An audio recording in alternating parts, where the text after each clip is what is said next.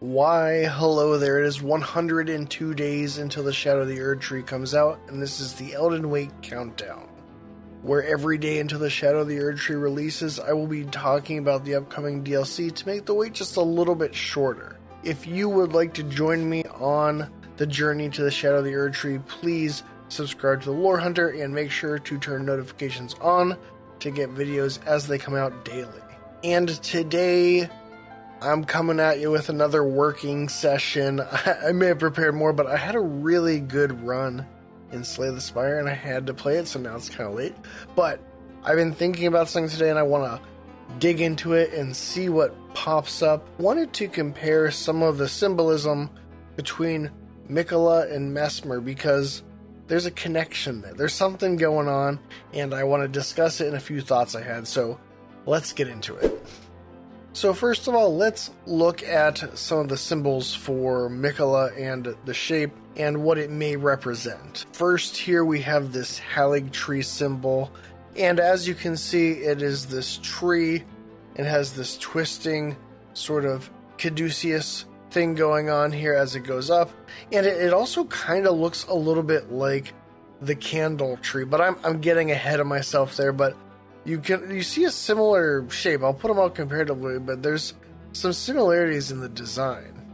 I think what we have going on there is that these are both tree symbolism, but it's worth keeping in mind now. But I also want to look at Messmer's sort of crest. And then we have here Messmer, and Messmer also has a sort of caduceus double helix thing going on. So the caduceus is this staff that is carried by Hermes, and it's this double helix of two snakes, and it has the wings. You've seen it all over the place. The interesting thing about the caduceus, especially with Elden Ring in mind, is that it was said that, it would send the waking to sleep, the dying it would give a gentle death, and that if someone was dead, they return to life. And Hermes was a psychopomp, so someone who sort of helped ferry the dead. So that obviously has some implications, because we have Miquella and St. Trina, and St. Trina is all about that sleep, and sleep in Elden Ring is often associated with death as well. You can look at the slumbering egg item description, one of my favorites. The item description says, "Owl eggs that will never hatch, prized as a symbol of the most sublime slumber." So an unhatched egg. And if you're thinking of Miquella 2 with the cocoon, that has clear implications. Actually, Vadi just talked about this in a video. So in the video, his most recent video about cursed blood and the cursed lore of Elden Ring. And it's something that's been brought up on the channel here. And it's definitely worth keeping in mind that death and sleep are closely associated in Elden Ring, and From Software tends to do that in general as well. But so with Miquella and St. Trina, the caduceus makes a lot of sense when you think of Miquella and St. Trina, because it has to do with sleep, it has to do with the dying, and those being associated with sleeping and death. But then you see on Messmer that he basically has like a living caduceus on him. He has the two snakes, and his symbol is sort of a caduceus nature, and they're two snakes with wings. So the Hermes imagery between the two of them, there's a connection going on there, and it's interesting that within this DLC, there seems to be a lot of things gesturing towards this whole sleep, death stuff, and Messmer is in the Land of Shadow, and so is Miquella, who has journeyed to the Land of Shadow, and it just feels like there's a stronger connection because they have some through lines with Caducean symbolism. And it's worth keeping in mind, too, that you also see it as stuff like the Volcano Manor with Rykard, and you also see it with the Depraved Perfumers, and they also have like snake imagery, and there's some Caducean symbols. You can see the Depraved Perfumers, they have the snakes wrapped around a tree. And I think it's worth bringing up in these instances, it's worth considering that the symbol of the snake as a traitor, something we talk about with the duelist helmet, that is, the snake is symbolic of being traitorous, and that seems to be linked to Messmer, probably, because that came before Rykard did his blasphemy, Rykard and the Volcano Manor is intentionally using pre-existing symbolism to make it clear what their intentions are. So a lot of that, even with the depraved perfumers, I would think it relates back to Messmer in being traitorous in some way, having done something blasphemous.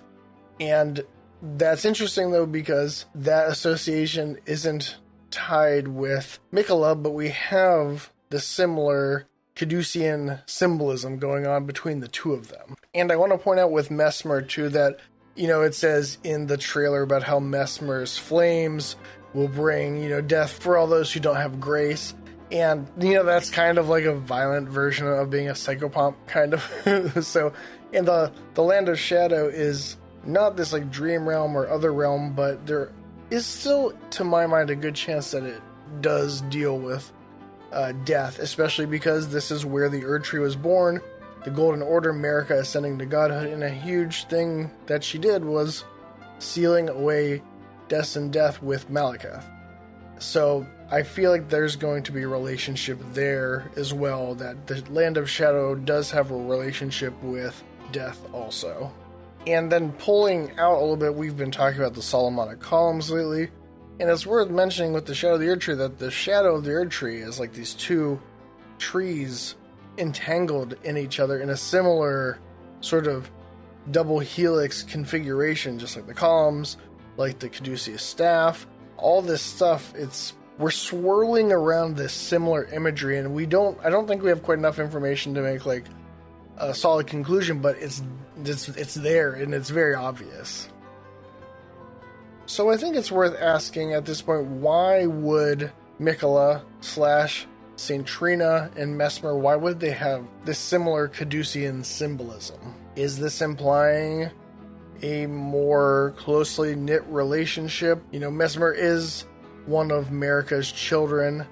If Messmer is also a Radagon Marika child, then that's obviously interesting, because so is Miquella and so is Melanio. And I think, like, the safest guess and what I'm thinking about right now is they could be either similar forces, where they're both sort of psychopomps and when they deal with sleep and death, but they may be opposing forces in some way.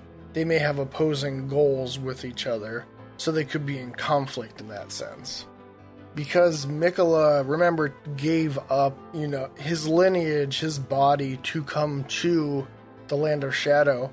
And that one quote that we have from Messmer is talking about the Tarnished, most likely, but clearly not into people not having grace. And Miquella's basically given up his grace to come here, so I think that automatically situates them to be in conflict with one another, and they may be opposing forces. Elden Ring does a lot of stuff with these opposing forces, and maybe Miquella is this abundance, and St. Trina with sleep, and Messmer is this sort of opposing force of, destruction, and I don't know. But I think that could be the juxtaposition that is possibly being set up.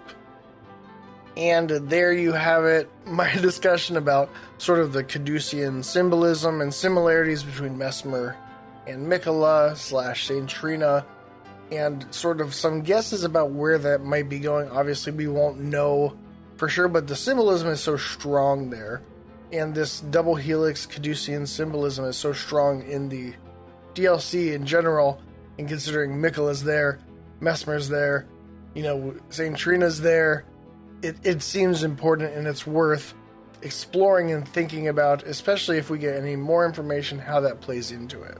Let me know in the comments what you think about all of this. I'd be very interested to hear people's thoughts and what you think this symbolism could mean. There's also this aspect I didn't really get into, where not only do you have Hermes, but you have the other Hermes guy, the Hermetic dude who has stuff to do with alchemy, which obviously also ties into Elden Ring, but I feel like that's a whole other rabbit hole.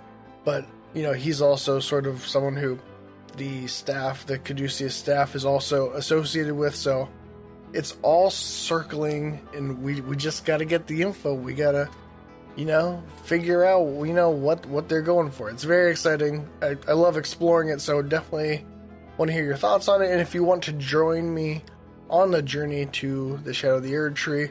Please subscribe to the Lore Hunter, turn notifications on so you can get videos when they come out. And yeah, there you go. Well, I'm gonna go play Slay the Spire again because that was fun. It's late, but I gotta go. I gotta go.